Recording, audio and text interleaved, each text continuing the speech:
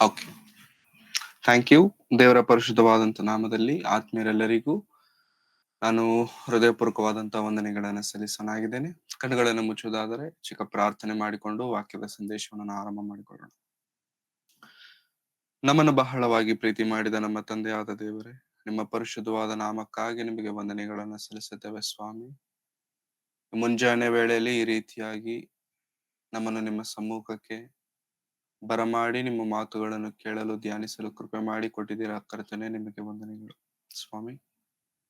ಈ ದಿನದಲ್ಲಿ ನಿಮ್ಮ ಮಾತುಗಳನ್ನು ಹೇಳೋದಕ್ಕೆ ಸಿದ್ಧನಾಗುತ್ತಿರುವಂತ ನನಗೆ ಬೇಕಾಗಿರುವ ನಿಮ್ಮ ಆತ್ಮನ ಸಹಾಯವನ್ನು ದಯಪಾಲಿಸಿ, ಕೇಳುತ್ತಿರುವಂತ ನಿಮ್ಮ ಮಕ್ಕಳಿಗೂ ಬೇಕಾಗಿರುವಂತ ನಿಮ್ಮ ಆತ್ಮನ ಸಹಾಯವನ್ನು ನೀವು ಕೊಟ್ಟು ನಡೆಸಬೇಕೆಂಬುದಾಗಿ ಬೇಡಿಕೊಳ್ಳುತ್ತಾ ಯೇಸು ಕ್ರಿಸ್ತರವರ ಪರಿಶುದ್ಧವಾದಂತ ನಾಮದಲ್ಲಿ ಪ್ರಾರ್ಥಿಸಿ ಬೇಡಿ ಹೊಂದಿದ್ದೇನೆ ತಂದೆಯಾದ ದೇವರೇ, ಆಮೆನ್. ಆತ್ಮೀಯರೆಲ್ಲರಿಗೂ ಯೇಸು ಕ್ರಿಸ್ತರವರ ಪರಿಶುದ್ಧವಾದಂತ ನಾಮದಲ್ಲಿ ಕೃತಜ್ಞತೆಗಳನ್ನ ವಂದನೆಗಳನ್ನ ಸಲ್ಲಿಸೋನಾಗಿದ್ದೇನೆ. ಪ್ರಿಯರೇ, ವಂದನೆಗಳು. ಪ್ರಿಯರೇ, ಈ ದಿನ ಒಂದು ಒಳ್ಳೆಯ ಸಂಗತಿ ನಾವು ಕೇಳಲಿಕ್ಕಿದ್ದೇವೆ ಎಂಬುದಾಗಿ ನಾನು ನಂಬ್ತಿದ್ದೇನೆ. ಯಾಕಂತಂದ್ರೆ ನಮ್ಮೆಲ್ಲರ ಆತ್ಮೀಯ ಜೀವನದಲ್ಲಿ ಈ ಕ್ರಿಸ್ತಿಯ ನಂಬಿಕೆಯ ಪ್ರಯಾಣದಲ್ಲಿ ಪ್ರಿಯರೇ, ನಂಬಿಕೆ ಎಷ್ಟು ಪ್ರಾಮುಖ್ಯವೋ ನಮ್ಮೆಲ್ಲರಿಗೂ ಗೊತ್ತು.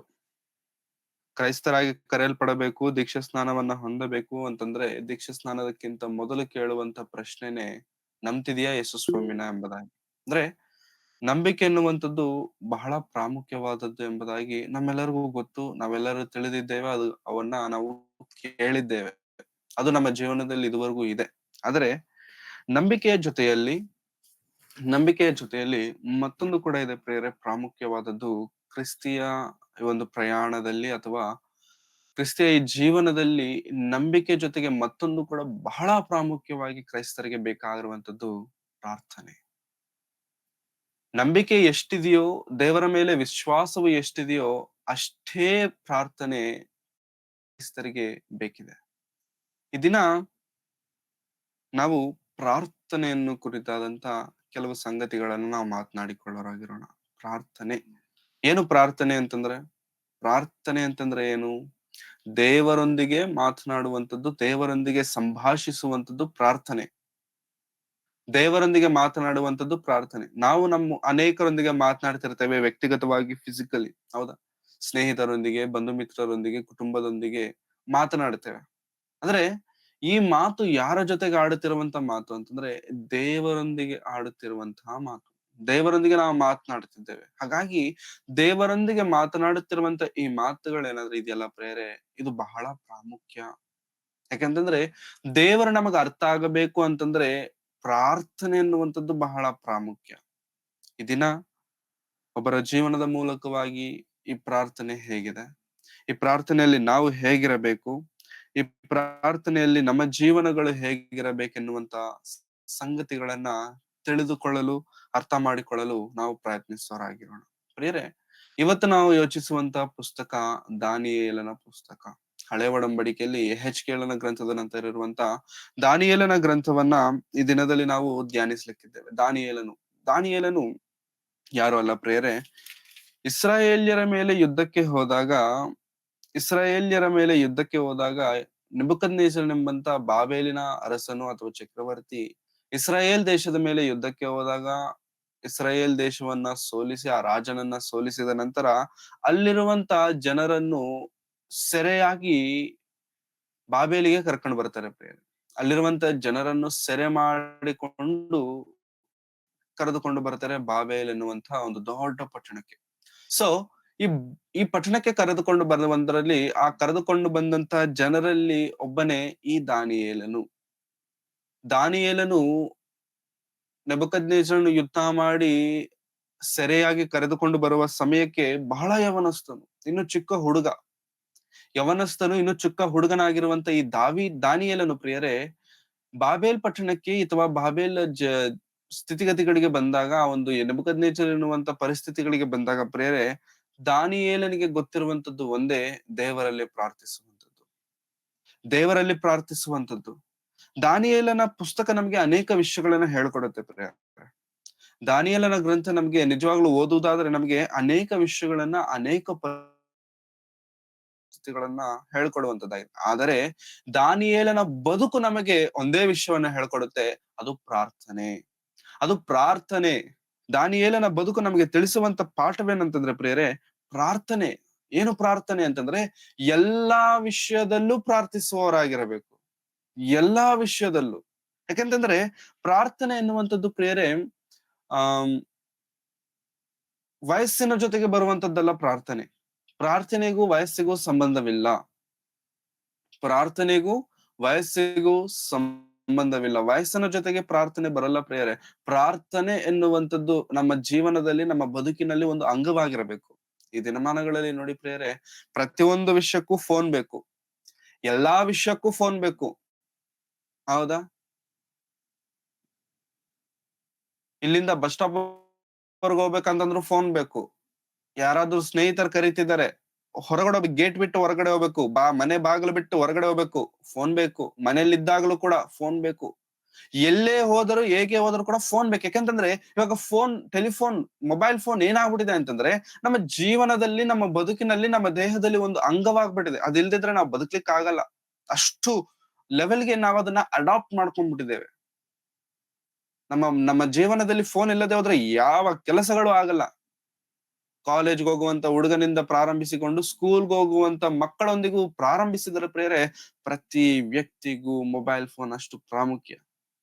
ಇದು ನಮಗೆ ಅರ್ಥ ಆದ್ರೆ ಪ್ರಿಯರೇ, ಈ ನಂಬಿಕೆಯ ಜೀವನದಲ್ಲಿ, ಕ್ರಿಸ್ತಿಯ ಪ್ರಯಾಣದಲ್ಲಿ ಪ್ರಿಯರೇ, ನಂಬಿಕೆಯೊಂದಿಗೆ ಮನುಷ್ಯರಿಗೆ ಬೇಕಾಗಿರುವಂತ ಮತ್ತೊಂದು ಪ್ರಾಮುಖ್ಯವಾದ ಸಂಗತಿ, ಪ್ರಾಮುಖ್ಯವಾದಂತ ವಿಷಯ ಏನಂತಂದ್ರೆ ಪ್ರಾರ್ಥನೆ. ಈ ಪ್ರಾರ್ಥನೆ ಮನುಷ್ಯರಿಗೆ ಹೇಗಾಗಬೇಕಂತಂದ್ರೆ, ಕ್ರೈಸ್ತರಿಗೆ ಹೇಗಾಗಬೇಕಂತಂದ್ರೆ ಅವರ ಜೀವನದಲ್ಲಿ ಒಂದು ಅಂಗವಾಗಬೇಕು. ಅವರ ಜೀವನದಲ್ಲಿ ಒಂದು ಅಂಗವಾಗಿ ಪ್ರಾರ್ಥನೆ ಇರಬೇಕಾಗಿರುವಂತದ್ದಾಗಿದೆ ಪ್ರೇರೆ. ಅದಕ್ಕೆ 2ನೇ ಅಧ್ಯಾಯಕ್ಕೆ ಬರುವಷ್ಟರಲ್ಲಿ ಪ್ರೇರೆ, ದಾನಿಯೇಲನ ಗ್ರಂಥ ನಾನು ಅಧ್ಯಾಯಗಳಲ್ಲಿ ಕೆಲವು ಅಧ್ಯಾಯಗಳನ್ನ ನಾನು ತೆಗೆದುಕೊಳ್ಳೋದಕ್ಕೆ ಇಷ್ಟಪಡ್ತೇನೆ. 2ನೇ ಅಧ್ಯಾಯಕ್ಕೆ ಬರುವಷ್ಟರಲ್ಲಿ 2ನೇ ಅಧ್ಯಾಯದಲ್ಲಿ ರಾಜನಾದಂತ ನೆಬೂಕದ್ನೆಚ್ಚರನಿಗೆ ಒಂದು ಕನಸು ಬರುತ್ತೆ, ಕನಸು ಬೀಳುತ್ತೆ. ಆ ಕನಸು ಯಾರಿಗೂ ಗೊತ್ತಿಲ್ಲ. ಆ ಕನಸು, ಅದರ ಅರ್ಥ ಯಾರಿಗೂ ಗೊತ್ತಿಲ್ಲ. ರಾಜನು ಬಂದು ಹೇಳ್ತಿದ್ದಾನೆ, ನನ್ನ ಕನಸನ್ನ ನೀವ್ ಹೇಳಬೇಕು. ಸರಿ, ನಿಮ್ಮ ಕನಸು ಏನ್ ಹೇಳಿ ಅಂತಂದ್ರೆ, ನನ್ನ ಕನಸು ಗೊತ್ತಿಲ್ಲ, ನನಗ್ ಕನಸು ಏನಂತ ಗೊತ್ತಿಲ್ಲ, ನೀವು ನನಗೆ ಕನಸಿನ ವಿಚಾರವಾಗಿ ಹೇಳಬೇಕು.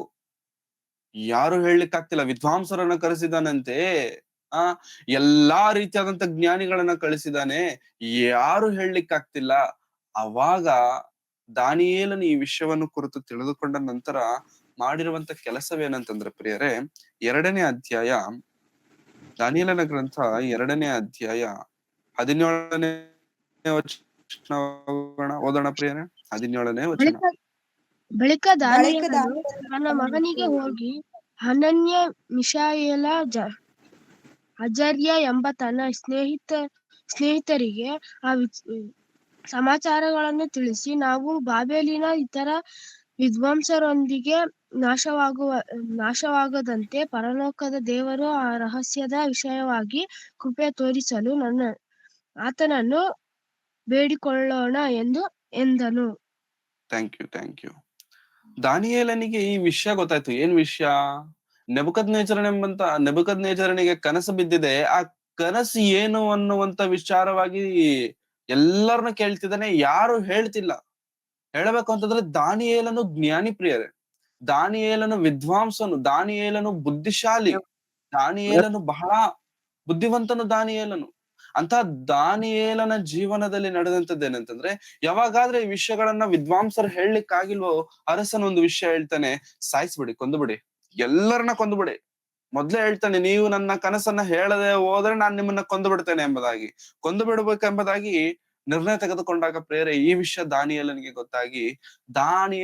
ಗೊತ್ತಾದ ತಕ್ಷಣ ಏನ್ ಮಾಡ್ತಿದ್ದಾನೆ ಗೊತ್ತಾ? ದಾನಿಯೇಲನು ತನ್ನ ಸ್ನೇಹಿತರೊಂದಿಗೆ ತನ್ನ ಫ್ರೆಂಡ್ಸ್ ಜೊತೆಗೆ ಸೇರ್ತಿದ್ದಾನೆ.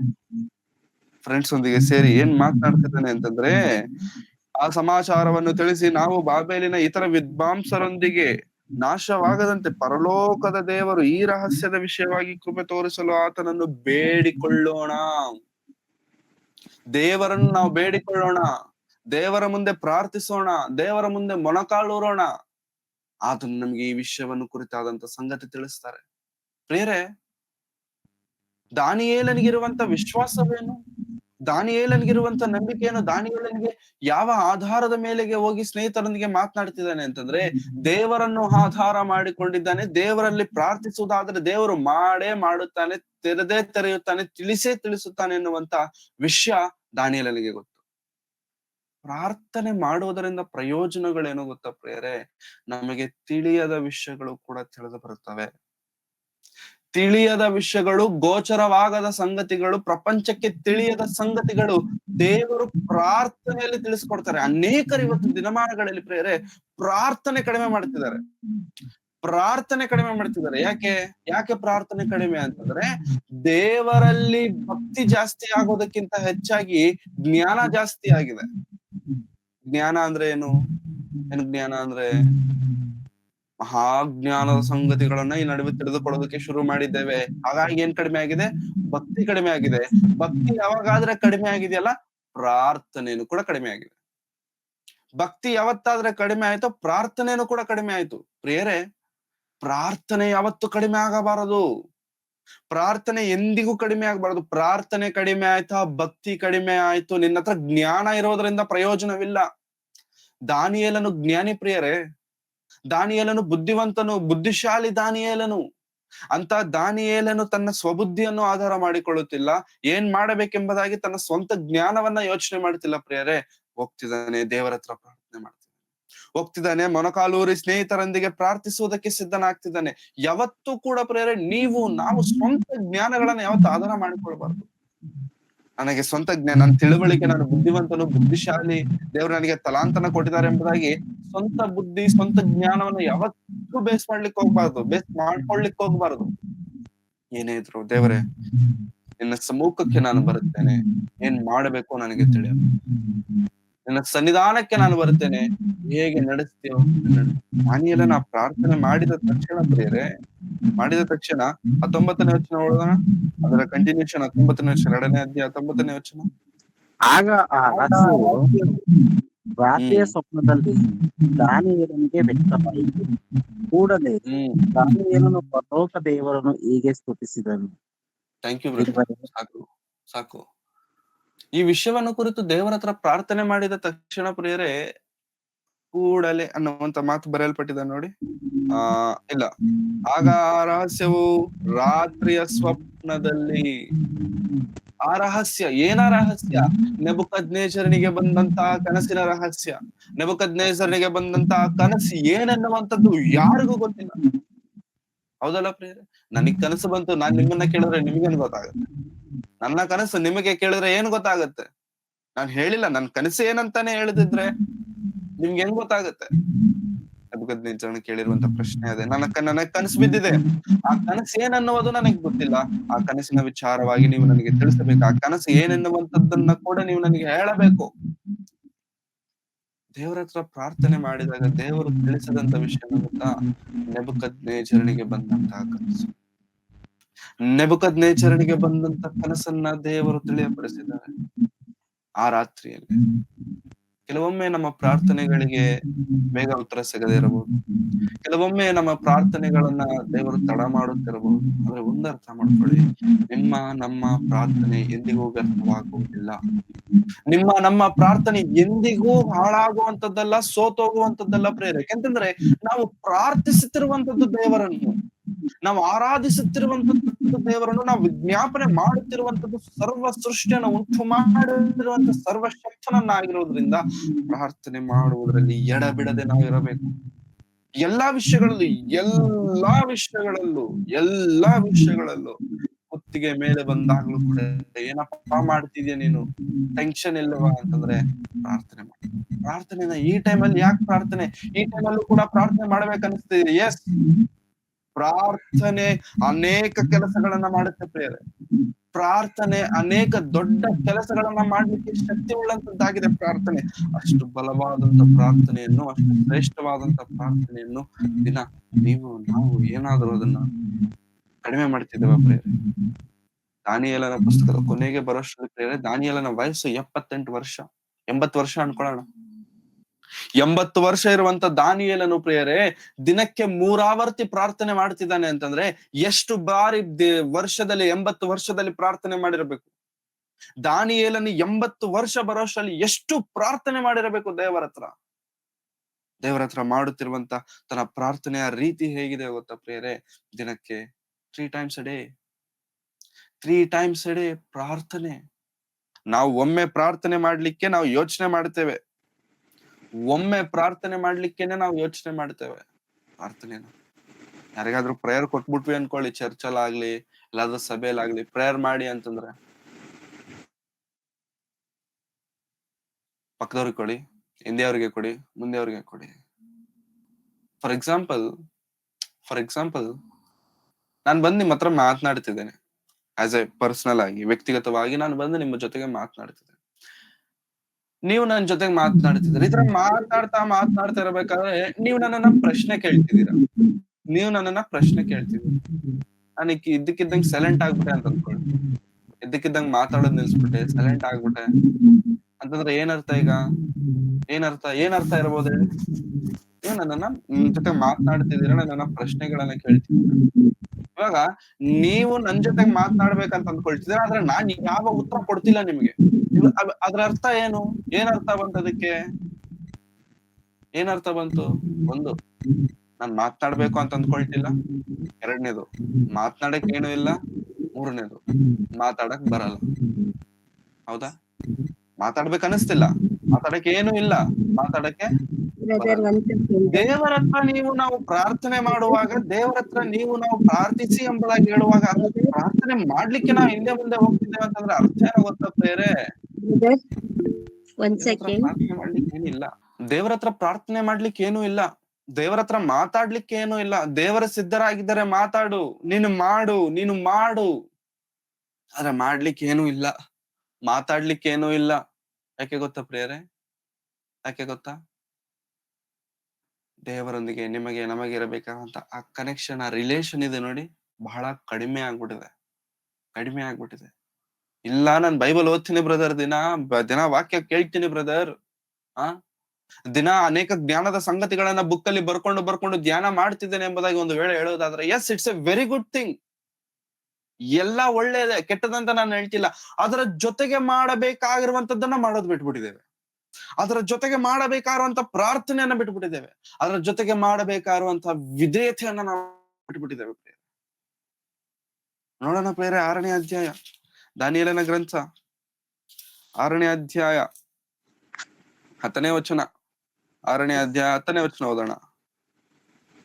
ಶಾಸನಕ್ಕೆ ರುಜುವಾದದ್ದು ದಾನಿಯೇಲನಿಗೆ ತಿಳಿದಾಗ ಅವನು ತನ್ನ ಮನೆಗೆ ಹೋಗಿ ಯೆರೂಸಲೇಮಿನ ಕಡೆಗೆ ಕದವಿಲ್ಲದ ಕಿಟಕಿಗಳುಳ್ಳ ತನ್ನ ಮಹಡಿಯ ಕೋಣೆಯಲ್ಲಿ ಯಥಾ ಪ್ರಕಾರ ದಿನಕ್ಕೆ ಮುರಾವರ್ತಿ ಮೊಣಕಾಲೂರಿ ತನ್ನ ದೇವರಿಗೆ ಪ್ರಾರ್ಥನೆ ಮಾಡಿ ಸ್ತೋತ್ರ ಸಲ್ಲಿಸಿದನು. Thank you brother. ಪ್ರಾರ್ಥನೆ ಮಾಡ್ತಿದ್ದಾನಂತೆ ಪ್ರೇರ ದಾನಿಯೇಲನು. ಎಷ್ಟು ಬಾರಿ? How many times a day? ದಿನಕ್ಕೆ 3 ಬಾರಿ. 3 times a day. ಏನ್ ಮಾಡ್ತಿದ್ಯಪ್ಪ 3 times a day? ಊಟ ಮಾಡ್ತಿದ್ದೇನೆ. ಊಟ ಅಲ್ಲ. 3 times a day ಏನ್ ಮಾಡ್ತಿದ್ದೇನೆ? ತಿಂತಿದ್ದೇನೆ. ತಿನ್ನೋದಲ್ಲ ಪ್ರಶ್ನೆ. ನೀನು 3 ಆವರ್ತಿ ಏನ್ ಮಾಡ್ತಿದ್ಯಾ ಅಂತಂದ್ರೆ ಪ್ರಾರ್ಥನೆ ಮಾಡ್ತಿದ್ದೇನೆ. ನಾನ್ ತಿಂತೀನೋ ತಿನ್ನಲ್ವೋ, ನಾನ್ ಮಾಡ್ತೀನೋ ಮಾಡಲ್ವೋ ಅದೆಲ್ಲ ಪಕ್ಕಕ್ಕಿಟ್ರೆ, ನಾನು ಪ್ರಾರ್ಥನೆ ಮಾಡುವುದನ್ನ ಯಾವತ್ತೂ ತಪ್ಪಿಸೋದಿಲ್ಲ. ಇದನ್ನು ಸುತ್ತಲಿರುವಂತವರೆಲ್ಲ ನೋಡಿ ಅಸೂಹ್ಯ ಪಟ್ಟು ಅವನನ್ನ ಏನಾದ್ರೂ ಮಾಡ್ಬೇಕಲ್ಲ, ದಾನಿಯೇಲನನ್ನ ಏನಾದ್ರೂ ಮಾಡ್ಬೇಕಲ್ಲ. ಯಾಕೆ? ಅವ್ನು ಪ್ರಾರ್ಥನೆ ಮಾಡ್ತಿದ್ದಾನೆ, ದೇವ್ರಿಗೆ ಹೆಚ್ಚಾಗಿ ಹತ್ತಿರವಾಗಿ ಜೀವಿಸ್ತಿದ್ದಾನೆ. ಏನಾದ್ರೂ ಮಾಡ್ಬೇಕಲ್ಲ. ಅವನ ಮೇಲೆ ದೂರು ಸಲ್ಲಿಸೋದಕ್ಕೆ, ಅವನ ಮೇಲೆ ಕಂಪ್ಲೇಂಟ್ ಮಾಡೋದಕ್ಕೆ ಕಾರಣಗಳನ್ನ ಹುಡುಕ್ತಿರ್ಬೇಕಾದ್ರೆ ದರ್ ಇಸ್ ನೋ ರೀಸನ್, ಕಾರಣವೇ ಇಲ್ಲ. ದಾನಿಯೇಲನ ಮೇಲೆ ಕಂಪ್ಲೇಂಟ್ ಹೇಳಕ್ಕೆ ದರ್ ಇಸ್ ನೋ ರೀಸನ್ಸ್. ಅವಾಗ ಅವ್ರು ಮಾಡಿದಂತ ಕೆಲಸ ಏನೋ ಗೊತ್ತಾ ಪ್ರಿಯರೇ? ಅವಾಗ ಅವ್ರು ಮಾಡಿರುವಂತ ಕೆಲಸ, ದರ್ಯಾವೇಶನ್ ಹತ್ರ ಹೋದ್ರು. ದರ್ಯಾವೇಶನ್ ಅಂತಂದ್ರೆ ಬ್ಯಾಬಿಲೋನ್ ಸಾಮ್ರಾಜ್ಯ ಹೋಯ್ತು. ಅದಾದ ನಂತರ ಬಂದಿರುವಂತದ್ದು ಮಾದಿಯ ಪಾರಸಿಕರ ರಾಜ, ಮೇದ್ಯರ ರಾಜ್ಯ. ಸೊ ಮೆಡೋ ಪರ್ಷಿಯನ್ ಅಂತಾರೆ, ಮಾದಿಯ ಪಾರಸಿಕರ ಸಾಮ್ರಾಜ್ಯ.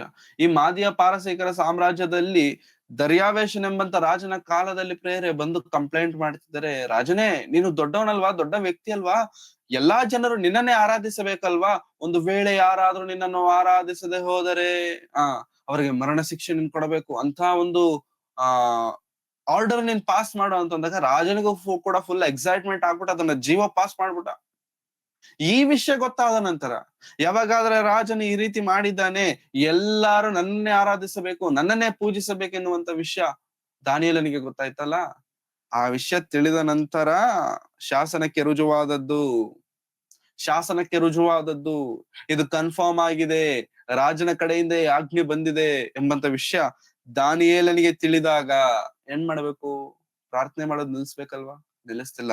ತನ್ನ ಮನೆಗೆ ಹೋಗಿ ಯೆರೂಸಲೇಮಿನ ಕಡೆಗೆ ಕದವಿಲ್ಲದ ಕಿಟಕಿಗಳುಳ್ಳ ತನ್ನ ಮಹಡಿಯ ಕೋಣೆಯಲ್ಲಿ ಯಥಾ ಪ್ರಕಾರ ದಿನಕ್ಕೆ 3 ಆವರ್ತಿ ಮೊಣಕಾಲೂರಿ ತನ್ನ ದೇವರಿಗೆ ಪ್ರಾರ್ಥನೆ ಮಾಡಿ ಸ್ತೋತ್ರ ಸಲ್ಲಿಸಿದನು. ಪ್ರಾರ್ಥನೆಗೆ ಟೈಮ್ ಕೊಡೋದನ್ನ ನಾವು ಕಲ್ತ್ಕೊಳ್ಬೇಕು ಪ್ರಿಯರೇ.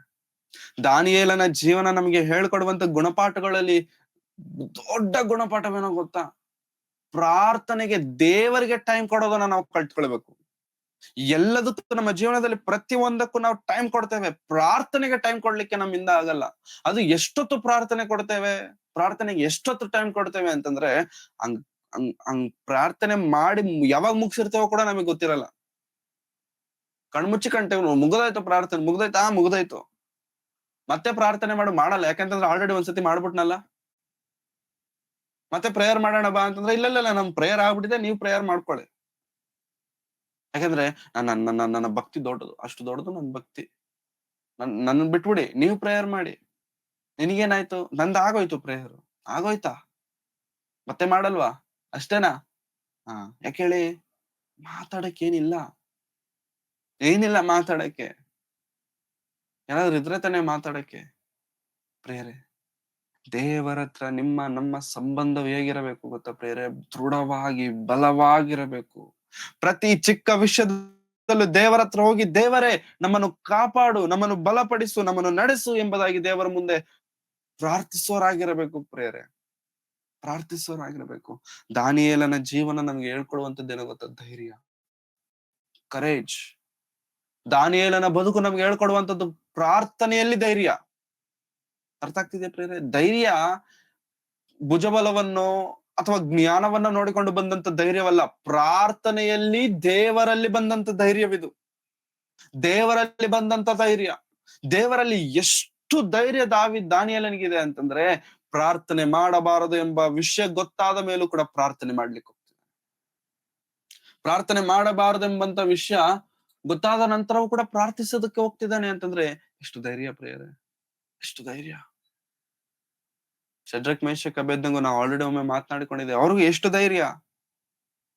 ನೀವು ಪೂಜಿಸಬೇಕು, ನೀವು ಅಡ್ಡ ಬೀಳಬೇಕು, ನಮಸ್ಕರಿಸಬೇಕು ಎಂದು ನೆಬೂಕದ್ನೆಚ್ಚರನು ಹೇಳಿದಾಗ 3ನೇ ಅಧ್ಯಾಯದಲ್ಲಿ ಇರುತ್ತೆ. ಎಂದು ನೆಬೂಕದ್ನೆಚ್ಚರನು ಹೇಳಿದಾಗ ಪ್ರಿಯರೇ, ನೀವು ನಿಲ್ಲಿಸಿದಂತ ಈ ಬಂಗಾರದ ಪ್ರತಿಮೆಗೆ ಅಡ್ಡ ಬೀಳುವುದಿಲ್ಲ, ಪೂಜಿಸುವುದು ಇಲ್ಲ, ನಮ್ಮ ಶಿರಸ್ಸನ್ನು ನಾವು ತಗ್ಗಿಸುವುದಿಲ್ಲ. ಕಾರಣ, ನಮ್ಮ ದೇವರು ನಮಗಿದ್ದಾರೆ, ನಮ್ಮ ದೇವರನ್ನ ನಾವು ತಿಳಿದಿದ್ದೇವೆ, ನಮ್ಮ ರಕ್ಷಕನನ್ನ ನಾವು ತಿಳಿದಿದ್ದೇವೆ. ಎಲ್ಲಿಂದ ಬಂತು ಈ ಮೂವರಿಗೆ ಈ ಬಲ, ಎಲ್ಲಿಂದ ಬಂತು ಈ ಮೂವರಿಗೆ ಧೈರ್ಯ ಅಂತಂದ್ರೆ ದೇವರೊಂದಿಗೆ ಅವರಿಗಿರುವಂತಹ ಸಂಬಂಧ, ದೇವರೊಂದಿಗೆ ಅವರಿಗಿರುವಂತಹ ಸಹವಾಸ. 3 ಜನರನ್ನ ಬೆಂಕಿಯೊಳಗೆ ಹಾಕಿದ ನಂತರ ನೋಡ್ತಿದ್ದಾರೆ 4ನೇ ವ್ಯಕ್ತಿ. ಯಾರ 4ನೇ ವ್ಯಕ್ತಿ ಅಂತಂದ್ರೆ ದೇವರೇ, ದೇವದೂತನ ಅವರ ಸಮ್ಮುಖದಲ್ಲಿ ಬಂದು ನಿಂತಿದ್ದಾರೆ. ನಿಮಗೇನು ಆಗಲ್ಲ, ನಂಬಿದಿರಲ್ಲ ದೇವರನ್ನ, ಪ್ರಾರ್ಥಿಸಿದಿರಲ್ಲ ದೇವರಿಗೋಸ್ಕರ, ನಿಮ್ಮನ್ನ ದೇವರು ಕಳ್ಕೊಳ್ಳೋದಿಲ್ಲ. ಅವರನ್ನ ಹೊರಗೆ ತೆಗೆಯುವಷ್ಟರಲ್ಲಿ ಬಟ್ಟೆ ಸುಟ್ಟಿಲ್ವಂತೆ, ಕೂದಲು ಸುಟ್ಟಿಲ್ವಂತೆ, ಅವರ ಹತ್ರ ಬೆಂಕಿಯ ವಾಸನೆನೇ ಇಲ್ಲ. ಅಷ್ಟು ಅದ್ಭುತವಾಗಿ ದೇವರವರನ್ನ ಕಾಪಾಡಿದ್ದಾರೆ. ಹೇಗೆ ಹೇಗೆ ಹೇಗೆ ದೇವರೊಂದಿಗೆ ಇರುವಂತ ಸಹವಾಸ, ನನ್ನ ಸಹವಾಸ ದೇವರೊಂದಿಗೆ ಎಷ್ಟು ಶ್ರೇಷ್ಠವಾಗಿದೆ ಅಂತ ಗೊತ್ತಾಗಬೇಕು ಅಂತಂದ್ರೆ ಪ್ರಿಯರೇ, ದೇವರಲ್ಲಿ ಪ್ರಾರ್ಥನೆಯ ಜೀವಿತ ಹೇಗಿದೆ ಅಂತ ನಮ್ಗೆ ತಿಳಿದು ಬರಬೇಕು. ನನ್ನ ಪ್ರಾರ್ಥನೆ ಜೀವನ ಹೇಗಿದೆಯೋ ದೇವರ ಹತ್ರ, ಅಷ್ಟು ಬಲವಾಗಿರುತ್ತೆ ನಿಮ್ಮ ಸಂಬಂಧ ದೇವರ ವಿಷಯದಲ್ಲಿ. ಪ್ರಾರ್ಥನೆಯ ಜೀವನ ಇಲ್ಲ ಅಂತ ಅಂದ್ಕೊಳ್ಳಿ, ಇರಬೇಕು ಪ್ರಿಯರೇ, ಪ್ರಾರ್ಥನೆಯ ಜೀವನ ಇರಬೇಕು. ಬಿಲ್ಲಿ ಗ್ರಹಂ, ನಾನು ಹೇಳಿದ್ದೇನೆ ಇಲ್ವೋ ನನಗೆ ಗೊತ್ತಿಲ್ಲ, ಮತ್ತೆ ನೆನಪು ಮಾಡ್ತೇನೆ. ಬಿಲ್ಲಿ ಗ್ರಹಂ ನಮ್ಮೆಲ್ಲರಿಗೂ ಗೊತ್ತು, ದೊಡ್ಡ ಸೇವಕ, 98 ವರ್ಷ ಬದುಕಿದ್ದಾನೆ. 98 ವರ್ಷ, 98 ಇಯರ್ಸ್ ದೇವರಿಗೋಸ್ಕರ ನಿಂತ,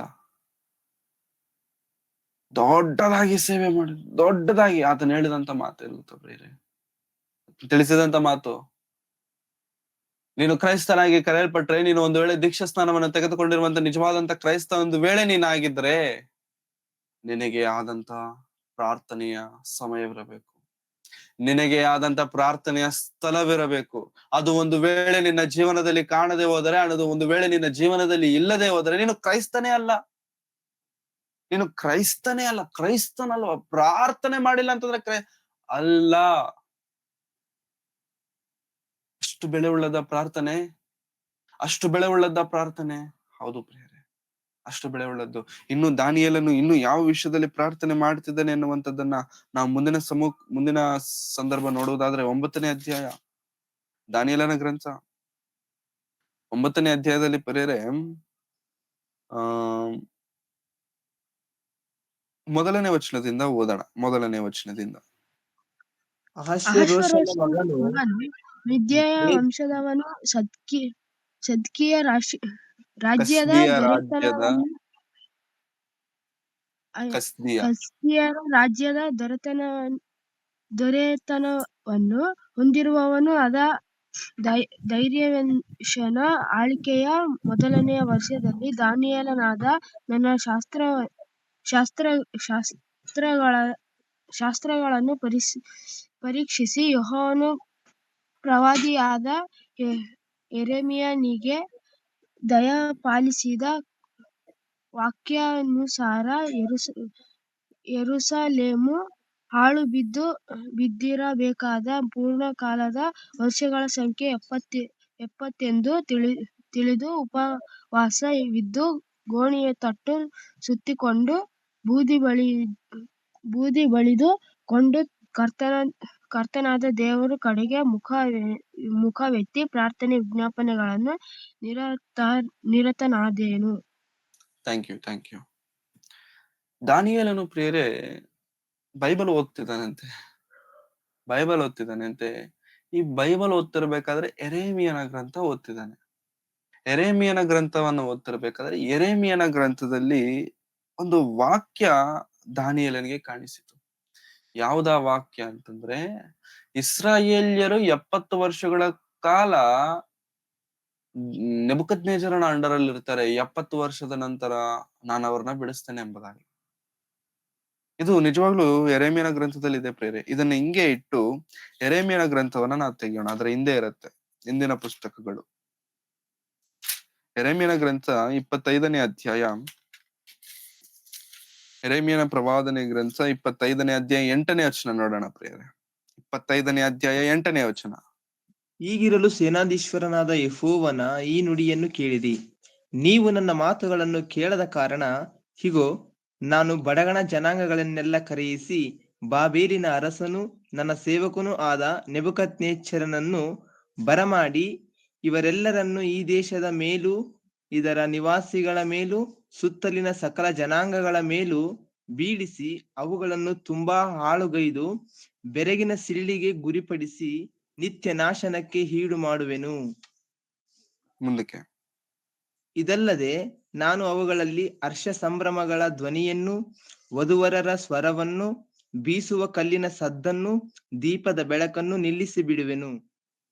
ಈ ದೇಶವೆಲ್ಲ ಹಾಳಾಗಿ ಬೆರಗಿಗೆ ಈಡಾಗುವುದು ಮತ್ತು ಈ ಜನಾಂಗಗಳು 70 ವರುಷ ಬಾಬೇಲಿನ ಅರಸನ ಅಡಿಯಾಳಾಗಿ ಬಿದ್ದಿರುವವು. 70 ವರ್ಷಗಳ ತರುವಾಯ ನಾನು ಬಾಬೇಲಿನ ಅರಸನನ್ನು, ಕಸ್ದೀಯರ ದೇಶವನ್ನು, ಆ ಜನಾಂಗದವರನ್ನು ಅವರ ದ್ರೋಹಕ್ಕಾಗಿ ದಂಡಿಸಿ ಆ ದೇಶವನ್ನು ನಿತ್ಯ ನಾಶನಕ್ಕೆ ಗುರಿ ಮಾಡುವೆನು. ಇದು ಯೆಹೋವನ ನುಡಿ. ಓಕೆ, ಈ ಸಂದರ್ಭವನ್ನ ದಾನಿಯೇಲನು ಓದ್ತಿದ್ದಾನೆ ಪ್ರಿಯರೇ. ಈ ಸಂದರ್ಭವನ್ನ ದಾನಿಯೇಲನು ಇಲ್ಲಿ ಬರೆಯಲ್ಪಟ್ಟಿದೆಯಲ್ಲ 9ನೇ ಅಧ್ಯಾಯ ಪ್ರಾರಂಭದ ವಚನಗಳಲ್ಲಿ ಯೆರೆಮೀಯನ ಮೂಲಕವಾಗಿ ಬರೆದಂತ ಪ್ರವಾದನೆ. ಏನಂತ ಪ್ರವಾದನೆ? 70 ವರ್ಷಗಳ ನಂತರ ನಿನ್ನನ್ನ ಕರ್ಕೊಂಡು ಹೋಗ್ಬೇಕಲ್ವಾ, 70 ವರ್ಷಗಳು ಮುಕ್ತಾಯವಾಗಿದೆ, ಕರ್ಕೊಂಡು ಹೋಗು ಎಂಬುದಾಗಿ ದೇವರ ಹತ್ರ ದಾನಿಯೇಲನು ಮೊರೆ ಇಡ್ತಿದ್ದಾನೆ. ಹೇಗೆ ಮೊರೆ ಇಡ್ತಿದ್ದಾನೆ ಅಂತಂದ್ರೆ, ಉಪವಾಸವಿದ್ದು. ಉಪವಾಸ ಅಂತಂದ್ರೆ ಬರೀ ಊಟ ಬಿಡೋದಲ್ಲ ಪ್ರಿಯರೇ. ಊಟ ಬಿಡೋದು ಉಪವಾಸ ಅಲ್ಲ. ಊಟ ಬಿಡೋದು ಮಾತ್ರ ಉಪವಾಸವಲ್ಲ. ಹಾಗಂತ ಊಟ ಬಿಟ್ಟವರೆಲ್ಲರೂ ಕೂಡ ಉಪವಾಸ ಮಾಡ್ತಿಲ್ಲ ಅಂತ ನನ್ನ ಅರ್ಥ ಅಲ್ಲ. ಉಪವಾಸ ಬಿಡುವುದು ಮಾತ್ರ ಅಲ್ಲ, ಊಟ ಬಿಡೋದು ಮಾತ್ರ ಉಪವಾಸವಲ್ಲ ಪ್ರಿಯರೇ. ಜೊತೆಗೆ ಏನ್ ಮಾಡ್ತಿದ್ದಾನೆ ದಾನಿಯೇಲನು ಅಂತಂದ್ರೆ, ಮತ್ತೆ 9ನೇ ಅಧ್ಯಾಯಕ್ಕೆ ಬರುವಷ್ಟರಲ್ಲಿ ಏನ್ ಮಾಡ್ತಿದ್ದಾನೆ ಅಂತಂದ್ರೆ, 9ನೇ ವಚನ, 9ನೇ ಅಧ್ಯಾಯ 3ನೇ ವಚನ, 70 ತಿಳಿದು ಉಪವಾಸವಿದ್ದು ಗೋಣಿತಟ್ಟು ಸುತ್ತಿಕೊಂಡು ಬೂದಿ ಬಳಿದುಕೊಂಡು ಕರ್ತನಾದ ದೇವರ ಕಡೆಗೆ ಮುಖವನ್ನೆತ್ತಿ ಪ್ರಾರ್ಥನೆ ವಿಜ್ಞಾಪನೆಗಳಲ್ಲಿ ನಿರತನಾದನು. ಪ್ರಾರ್ಥನೆ ವಿಜ್ಞಾಪನೆಗಳಲ್ಲಿ ನಿರತನಾಗಿದ್ದಾನೆ. ದೇವರನ್ನು ನೋಡ್ತಿದ್ದಾನೆ, ದೇವರ ಹತ್ರ ಪ್ರಾರ್ಥನೆ ಮಾಡ್ತಿದ್ದಾನೆ. ದೇವರೇ, ನಮ್ಮನ್ನು ಕರುಣಿಸು, ನಮ್ಮನ್ನು ಕಾಪಾಡು, ನಮ್ಮನ್ನು ಬಿಡಿಸು ಎಂಬುದಾಗಿ. ಹೇಗೆ? ದಾನಿಯೇಲನ ಲೆವೆಲ್ ಏನೋ ಗೊತ್ತಾ ಪ್ರಿಯರೇ? ದಾನಿಯೇಲನಿಗೆ ಅಷ್ಟೇ ಆ ಟೈಮ್ಗೆ, ಈ ಸಂದರ್ಭ ಓದೋ ಟೈಮ್ಗೆ ಬಹಳ ಮುದುಕನು ವಯಸ್ಸಾಗಿದೆ ದಾನಿಯೇಲನಿಗೆ. ಮುದುಕನಾಗಿರುವಂತ ದಾನಿಯೇಲನು, ವಯಸ್ಸಾಗಿರುವಂತ ದಾನಿಯೇಲನು ಮಾಡ್ತಿರುವಂತ ಕೆಲಸ ಏನೋ ಗೊತ್ತಾ?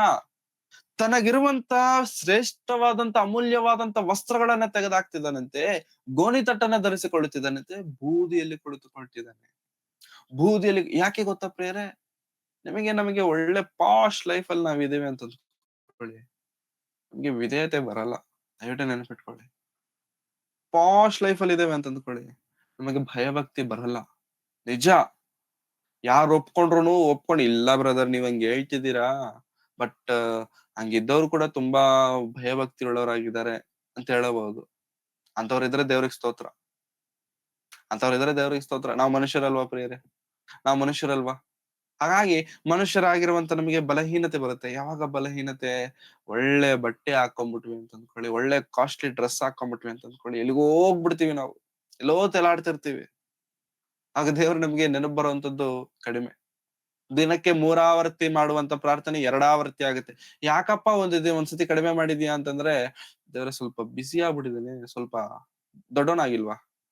ಯಾವ್ದಕ್ಕೋಸ್ಕರ? ನಿನ್ನ ಸೇವೆಗೋಸ್ಕರನೇ ತಾನೇ ದೊಡ್ಡವನಾಗಿರೋದು. ಅದಕ್ಕೆ 3 ಸತಿ ಮಾಡೋ ಪ್ರಾರ್ಥನೆನ 1 ಸತಿ ಕಡಿಮೆ ಮಾಡಿದೆ. ಇವಾಗ ದೇವ್ರು ಕೊಟ್ಟು ತಪ್ಪು ಕೊಟ್ಟೇನಾದ್ರೂ ತಪ್ಪು ಮಾಡ್ಬಿಟ್ರ ಪ್ರೇರೆ? ದೇವ್ರ ಹತ್ರ ಯಾವಾಗ್ಲೂ ವಿಧೇಯತೆ ಎನ್ನುವಂಥದ್ದು ಬಹಳ ಪ್ರಾಮುಖ್ಯ, ಪ್ರಾರ್ಥನೆ ಎನ್ನುವಂಥದ್ದು ಬಹಳ ಪ್ರಾಮುಖ್ಯ, ದೇವರಿಗೆ ಸಮಯವನ್ನ ಕೊಡುವಂಥದ್ದು ಬಹಳ ಬಹಳ ಬಹಳ ಬಹಳ ಪ್ರಾಮುಖ್ಯ. ದಾನಿಯೇಲನು ದೇವರಿಗೆ ಸಮಯವನ್ನ ಕೊಡ್ತಿದ್ದಾನೆ. ಸಮಯದ ಜೊತೆಗೆ ಏನ್ ಮಾಡ್ತಿದ್ದಾನೆ ಗೊತ್ತಾ ಪ್ರೇರೆ? ದಾನಿಯೇಲನು, ದೇವರೇ, ನನ್ನ ಜನರ ಪಕ್ಷವಾಗಿ, ನನ್ನ ಜನರಾಗಿರುವಂತ ಇಸ್ರಾಯೇಲ್ಯರ ಪಕ್ಷವಾಗಿ, ನನ್ನ ಜನರಾಗಿರುವಂತ ನಿನ್ನ ಮಕ್ಕಳ ಪಕ್ಷವಾಗಿ ನಾನು ಉಪವಾಸದಿಂದಿರ್ತೇನೆ, ನಾನು ಗೋಣಿತಟ್ಟನ್ನ ಧರಿಸಿಕೊಳ್ಳುತ್ತೇನೆ, ನಾನು ಅವರ ವಿಷಯದಲ್ಲಿ ವಿಜ್ಞಾಪನೆ ಮಾಡ್ತೇನೆ, ನಾನು ಅವರ ವಿಷಯದಲ್ಲಿ ಪ್ರಾರ್ಥನೆ ಮಾಡ್ತೇನೆ. ನಮ್ಮ ಪ್ರಾರ್ಥನೆ ಹೇಗಿರಬೇಕು ಅಂತಂದ್ರೆ ಪ್ರೇರೆ, ಇತರರಿಗಾಗಿ ಪ್ರಾರ್ಥಿಸೋರಾಗಿರ್ಬೇಕು. ಇತರರಿಗಾಗಿ ನಾವು ಪ್ರಾರ್ಥಿಸೋರಾಗಿರಬೇಕು. ದೇವರೇ, ಅವರನ್ನು ಕಾಪಾಡು, ನನ್ನನ್ನು ನೋಡಿ ಅವರನ್ನು ಕಾಪಾಡು. ಇದು ಪ್ರಾರ್ಥನೆ ಅಂತಂದ್ರೆ. ಯಾಕೆ ದೇವ್ರಿಗೆ ಗೊತ್ತಿಲ್ವಾ? ದೇವ್ರು ಮಾಡಲ್ವಾ? ದೇವ್ರಿಗೆ ಗೊತ್ತಿಲ್ವಾ ಪ್ರೇರೆ? ಮತ್ ದೇವ್ರಿಗೆ ಗೊತ್ತಲ್ವಾ? ಮತ್ ಯಾಕೆ ಮಾಡ್ಬೇಕು? ಮತ್ ಯಾಕೆ ಪ್ರಾರ್ಥನೆ? ದೇವ್ರಿಗೆ ಎಲ್ಲಾ ಗೊತ್ತಲ್ಲ. ಗೊತ್ತಾದ್ಮೇಲೆ ಮತ್ತೆ ನಾವು ಯಾಕೆ ಸರ್ ಪ್ರಾರ್ಥನೆ ಮಾಡ್ಬೇಕು? ಗೊತ್ತಿದ್ದರೂ ಕೂಡ ಮಾಡಬೇಕು. ದೇವ್ರಿಗೆಲ್ಲಾ ಗೊತ್ತಲ್ಲ, ನಾನ್ ನೀನು ಪ್ರಾರ್ಥನೆ ಮಾಡಿಲ್ಲ ಅಂತಂದ್ರು ಕೂಡ ದೇವ್ರು ನಡೆಸ್ತಾರೆ. ಆಗಲ್ಲ ಪ್ರೇರೆ. ನಮ್ಮನೆಗೆ ಚಿಕ್ಕ ಮಕ್ಕಳು ಬರ್ತಾರೆ. ಒಂದ್ ಚಿಕ್ಕ ಸಂದರ್ಭ ಹೇಳ್ತೇನೆ. ಮಕ್ಕಳು ಬರ್ತಾರೆ. ಆ ಮಕ್ಕಳು ಬರ್ಬೇಕಾದ್ರೆ ಪ್ರೇರೆ ಕೆಳಗಿಂದ, ಇವಾಗ ಮನೆ ಕಟ್ಟಿಸ್ತಿರೋದ್ರಿಂದ ಇವಾಗ ಬಾಡಿಗೆ ಮನೇಲಿ ಇದ್ದೇವೆ. ಅದು ಬಂದಿರುವಂತದ್ದು 2nd floor ಅಲ್ಲಿ. ಏನಾದ್ರು ವಸ್ತುಗಳನ್ನ, ಏನಾದ್ರು ಸಾಮಾನನ್ನ ಅಂಗಡಿಯಿಂದ ತರಬೇಕಾದ್ರೆ ಭಾರವಾಗಿರುವಂತ ಕೆಲವು ವಸ್ತುಗಳನ್ನ ತರಬೇಕಾದ್ರೆ ಆ ಮಕ್ಕಳು ಓಡ್ ಬರ್ತಾರೆ. ಒಂದ್ ಮಗು ಓಡ್ ಬಂದು, ಅಣ್ಣ ನನಗ್ ಕೊಡು ಅಂತ ಹೇಳುತ್ತೆ. ಅದು ಆ ಹುಡುಗಿಯಿಂದ ಅದನ್ನ ಹೊರ್ಲಿಕ್ಕಾಗಲ್ಲ. ಇಲ್ಲ ಅಣ್ಣ, ನಾನು ಹೊತ್ಕೊಂಡ್ ಹೋಗ್ತೇನೆ, ಕೊಡು ಅಂತ ತುಂಬಾ ಹಿಂಸೆ ಕೊಡುತ್ತೆ. ಅವಾಗ ಏನ್ ಮಾಡ್ತೇನೆ, ಆ ದೊಡ್ಡ ಕವರು ಅದೇನಾದ್ರು ಇದೆಯಲ್ಲ, ಅದನ್ನ ನಾನ್ ಕಷ್ಟಪಟ್ಟು ಹೆಂಗೋ ಹೊತ್ಕೊಂಡ್ ಹೋಗ್ತಿರ್ತೀನಿ. ನಾನು ಹೊತ್ಕೊಂಡ್ ಬರ್ತೀನಿ ಅಂತ ಹೇಳಿದಾಗ, ಆ ಕವರ್ ಕೆಳಗಿದ್ದಂತ ಆ ಭಾರವಾದಂತ ವಸ್ತುವನ್ನ ಏನ್ ಮಾಡ್ತೀನಿ, ಮೇಲೆತ್ತಿಡ್ಕೊಂಡು ಆ ಮಗುಗೆ ಕೈ ಎಟಕ್ಸೋ ಅಷ್ಟು, ಆ ಮಗು ಕೈಯಲ್ಲಿದ್ದಂಗೆ ಮೇಲೆತ್ಕೊಂಡು 2nd floor ವರೆಗೂ ಮೆಟ್ಲು ಹತ್ಕೊಂಡು ಬಂದಿದ ತಕ್ಷಣ ಮನೆಗೋಡ್ ಬಂದ್ಬಿಟ್ಟು ನಮ್ಮ ಅಮ್ಮನ ಜೊತೆ, ಆಂಟಿ ನಾನ್ ತಗೊಂಬಂದೆ, ಆಂಟಿ ನಾನ್ ಕೆಳಗಿಂದ ತಗೊಂಬಂದೆ ಅಂತ ಹೇಳುತ್ತೆ. ಇವಾಗ ಆ ಪಾಪ ಮಾಡಿರುವಂತ ಕೆಲಸ ಏನಿರಲ್ಲ, ಇಟ್ಕೊಂಡಿರುತ್ತಷ್ಟೇ, ಕೈ ಅದ್ರ ಕೆಳಗಡೆ ಇಟ್ಟಿರುತ್ತಷ್ಟೇ. ನಾನು ಆ ಹುಡುಗಿಗೋಸ್ಕರ ನನ್ನ ಕಂಫರ್ಟ್, ನನ್ನ ಕಂಫರ್ಟ್ ಏನಿತ್ತಲ್ಲ, ಅಂದ್ರೆ ಕೆಳಗಿಡ್ಕೊಂಡು ಬರ್ತಿದ್ದೆ, ಕೆಳಗಿಡ್ಕೊಂಡು ನನ್ನ ಕಂಫರ್ಟ್ ನಾನ್ ನೋಡ್ಕೊಂಡ್ ಬರ್ತಿದ್ದೆ. ಇವಾಗ ಆ ಹುಡುಗಿಗೋಸ್ಕರ ನಾನ್ ಏನ್ ಮಾಡಿದೆ ಅಂತಂದ್ರೆ, ನನ್ನ ಕಂಫರ್ಟ್ ನ ಪಕ್ಕಕ್ಕಿಟ್ಟು ಭಾರವನ್ನ ಇನ್ ಸ್ವಲ್ಪ ಜಾಸ್ತಿ ಮಾಡ್ಕೊಂಡೆ. ಭಾರನೇ ಅದನ್ನ ಮೇಲೆತ್ತಿದ್ರೆ ಇನ್ನೂ ಭಾರ ಜಾಸ್ತಿ ಆಗುತ್ತೆ, ಇನ್ನೂ ಅನ್ಕಂಫರ್ಟಬಲ್ ಆಗತ್ತೆ. 2 ಹೆಜ್ಜೆ ಹಾಕೋದು 1 ಹೆಜ್ಜೆನೆ ಹಾಕ್ತೇವೆ ಅದ್ರಲ್ಲಿ. ಸೊ ಅದನ್ನ ಆ ಹುಡುಗಿಗೋಸ್ಕರ ಹಿಂಗ್ ಎತ್ತಿಟ್ಟು ಆ ಹುಡುಗಿ ಜೊತೆಗೆ ನಡ್ಕೊಂಡೋಗಿ ಮೇಲೆಲ್ಲ ಕರ್ಕೊಂಡೋಗಿ ಬಿಟ್ಟೆ. ಈಗ ಆ ಹುಡುಗಿ ಹೋಗ್ಬಿಟ್ಟು ಏನ್ ಹೇಳ್ತಿದ್ರು, ನಾನ್ ತಗೊಬಂದೆ. ಇದು ನಮ್ಗೆ ಅರ್ಥ ಆದ್ರೆ ಪ್ರೇರೆ, ದೇವ್ರಿಗೆ ಗೊತ್ತು ಮಾಡ್ಬೇಕು ಅಂತ, ದೇವ್ರಿಗೆ ಗೊತ್ತು ನಡೆಸ್ಬೇಕು ಅಂತ. ನಾವು ಮಾಡ್ಬೇಕಾದಂತದ್ದೇನೋ ಗೊತ್ತಾ? ಕೈ ಕೊಡ್ಬೇಕಷ್ಟೆ. ಏನದು? ಪ್ರಾರ್ಥನೆ. ಕೈ ಕೊಡುವಂತದ್ದೇನೋ ಗೊತ್ತಾ? ಪ್ರಾರ್ಥನೆ ಮಾಡುವಂತದ್ದು. ನಾವಂತೇವೆ, ನಾನ್ ಪ್ರಾರ್ಥನೆ ಮಾಡಿ ಇಂಥದ್ದನ್ನ ಸಂಪಾದಿಸಿದೆ. ಆದ್ರೆ ಪ್ರಾರ್ಥನೆ ಮಾಡಿರೋದ್ರಿಂದನೇ ಸಂಪಾದಿಸಿದ್ದೇವೆ. ಆದರೆ ಸಮಸ್ತವನ್ನ ಮಾಡಿದ ಆತನು ದೇವರು. ಪ್ರಾರ್ಥನೆ ಮಾಡೋವರೆಗೂ ದೇವ್ರು ಮಾಡಲ್ವಾ? ಮಾಡಲ್ಲ. ಆ ಹುಡುಗಿ ಬಂದು ಕೇಳೋವರೆಗೂ ನಾನ್ ಯಾಕೆ ಮೇಲೆ ತಿಳ್ಕೊಳ್ಳಿ? ನನ್ ಪಾಟಿಗೆ ನಾನು ಹೋಗ್ತೇನೆ. ಆ ಹುಡುಗಿ ಬಂದು ಕೇಳಬೇಕು, ಆ ಕೇಳದಾಗ್ಲೇ ನಾನು ಆ ಭಾರವನ್ನ ತೆಗೆದುಕೊಂಡು ಆ ಮಗುಗೆ ಖುಷಿ ಆಗೋ ತರ ನಾನ್ ಮಾಡ್ತೇನೆ. ಅದು ಆ ಮಗುಗೂ ಖುಷಿನೇ, ನನಗೂ ಖುಷಿನೇ. ಮಗುಗೂ ಖುಷಿನೇ, ನನಗೂ ಕೂಡ ಸಂತೋಷ. ಪ್ರೇರೆ, ದೇವರಲ್ಲೂ ಈ ಭಯಭಕ್ತಿಯ ಜೀವನದಲ್ಲೂ ಕೂಡ ಪ್ರೇರೆ ನಾವು ಕಲ್ತ್ಕೊಳ್ಬೇಕಾದಂತ ವಿಷಯ ಏನು ಗೊತ್ತಾ? ಪ್ರಾರ್ಥನೆಯಲ್ಲಿರಬೇಕು. ಇತರರಿಗೋಸ್ಕರ ಪ್ರಾರ್ಥನೆ ಮಾಡುವುದನ್ನ ನಾವು ಕಲ್ತ್ಕೊಳ್ಬೇಕು. ಬೇರೆಯವರ ತಪ್ಪುಗಳ ನಿಮಿತ್ತವಾಗಿ ಪ್ರಾರ್ಥಿಸು. ದೇವರೇ, ಅವರನ್ನು ಕ್ಷಮಿಸು, ಅವರನ್ನು ಬಲಪಡಿಸು, ನಿನಗೋಸ್ಕರ ನಿಲ್ಲಿಸು, ನಿನ್ನ ಸೇವೆಯಲ್ಲಿ ನಿಲ್ಲಿಸು ಎಂಬುದಾಗಿ ದೇವರಲ್ಲಿ ಅವರ ವಿಷಯದಲ್ಲಿ ನಾವು ಪ್ರಾರ್ಥಿಸುವವರಾಗಿರಬೇಕು. ಎಲ್ಲಾ ವಿಷಯದಲ್ಲೂ ಪ್ರೇರೆ, ಪ್ರತಿ ವಿಷಯದಲ್ಲೂ ನಾವು ದೇವರಿಗೆ ಕೃತಜ್ಞತೆಗಳನ್ನ ಪ್ರಾರ್ಥನೆಗಳನ್ನ ಮಾಡದೆ ಹೋದರೆ ನಾವು ಕ್ರೈಸ್ತರೇ ಅಲ್ಲ. ನಾವು ದೇವರಲ್ಲಿ ಭಯಭಕ್ತಿ ಉಳ್ಳವರೇ ಅಲ್ಲ. ಪ್ರಾರ್ಥನೆ ಮಾಡಬೇಕು. ಅನೇಕರ ಈ ದಿನದಲ್ಲಿ ಪ್ರಾರ್ಥನೆ ಬಿಟ್ಟಂತವರಿಗೆ ದೇವರು ಹೇಳ್ತಿರುವಂತದ್ದು, ದೇವರು ಹೊಡಿತಾರೆ. ಪ್ರಾರ್ಥನೆ ಬಿಟ್ಟ ದೇವರು ಹೊಡಿತಾರೆ ಪ್ರೇರೆ. ಹಾಗಾಗಿ ದಾನಿಯೇಲನ ಜೀವನ ನಮ್ಗೆ ಹೇಳ್ಕೊಡುವಂತ ಗುಣಪಾಠ, ದಾನಿಯೇಲನ ಬದುಕು ನಮ್ಗೆ ತಿಳಿಸುವಂತ ಪಾಠಗಳೇನೋ ಗೊತ್ತಾ? ಪ್ರಾರ್ಥನೆಯಲ್ಲಿರು. ಎಲ್ಲಾ ವಿಷಯದಲ್ಲೂ ನಿನ್ನ ಸ್ವಬುದ್ಧಿಯನ್ನು ನೀನು ಆಧಾರ ಮಾಡಿಕೊಳ್ಳಬೇಡ. ನೀನು ಜ್ಞಾನಿನೋ, ನೀನ್ ತಿಳುವಳಿಕೆ ಉದ್ದವನೋ, ನೀನು ಬುದ್ಧಿಶಾಲಿನೋ ಅಂತ ಹೇಳ್ಬಿಟ್ಟು ನಿನ್ನ ಸ್ವಬುದ್ಧಿಯನ್ನ ನೀನ್ ಯು ಆರ್ ನಥಿಂಗ್. ನಾನ್ ನಿನಗ ಆ ಬುದ್ಧಿ ಕೊಟ್ಟಿಲ್ಲ ಅಂತಂದ್ರೆ ನೀನ್ ಏನು ಅಲ್ಲ. ನನ್ನ ಮೇಲೆ ಆಧಾರ ಪಡು. ನನ್ನನ್ನು ಕೇಳು, ನಾನ್ ಮಾಡ್ತೇನಲ್ಲ. ನಾನು ಮಾಡ್ತೇನಲ್ಲ ನಿನಗೆ. ಇದು ದೇವರೇ ಹೇಳುವಂತ ಮಾತಾಗಿದೆ.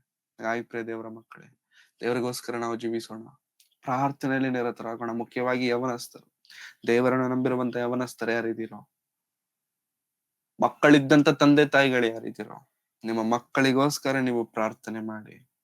ಯವನಸ್ಥರೇ, ನಿಮ್ಮ ಭವಿಷ್ಯತ್ತಿಗೋಸ್ಕರ ನೀವು ಪ್ರಾರ್ಥನೆ ಮಾಡಿ.